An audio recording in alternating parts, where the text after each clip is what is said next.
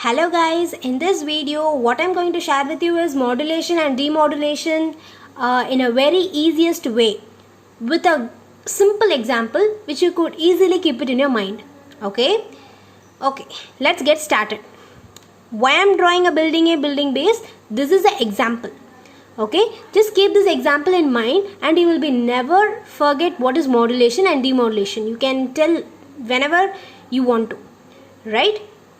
So here what I have drawn the building A and building B, right? Consider that I am standing at this top of the building and my friend is standing here. Okay, I want to transfer a thin paper to my friend. Okay, if I throw it in the same way as a thin paper itself, whether it will reach my friend? No. The possibility is very low, because if the air may get blown, so that my paper may either return to me or may fall somewhere, so there is no guarantee that it will reach my friend, but it has to reach my friend.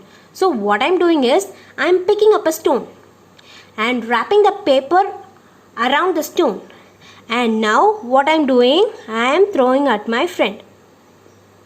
Okay, so what he will be doing it, he will be taking the stone and throw it away, and he will take the paper alone, so that the paper is handed to my friend.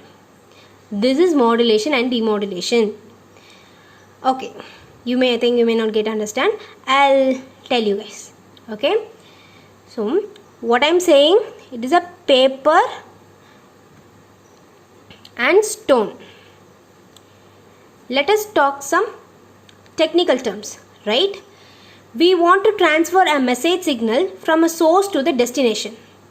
Okay, the message signal will be of normally it will be of very less frequency. Okay, that is I'm taking a paper as an example. Okay, this is a message signal. Okay, so I can't transfer it such like that, because there can be many attenuation, distortion may occur, so that destination will not get the required information from the source.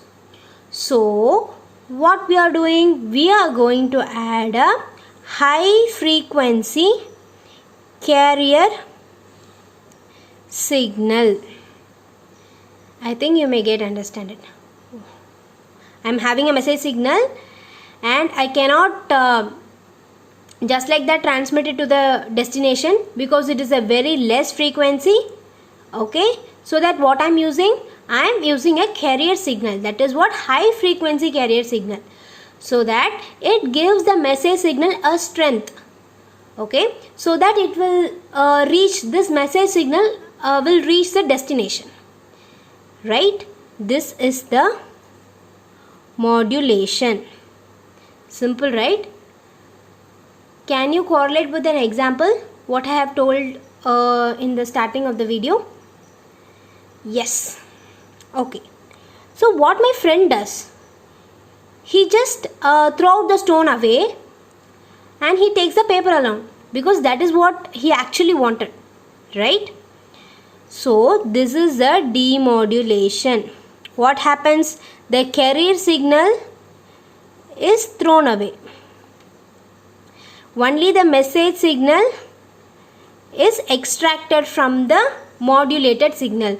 The modulated signal is nothing but message signal plus carrier signal will give us modulated signal. Okay, from this modulated signal, a demodulation, what we will be getting is, we will be getting the message signal alone and eliminating the carrier signal.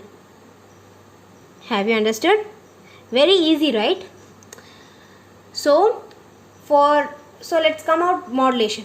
Modulation, what is happening? We are using high frequency carrier for the transmission.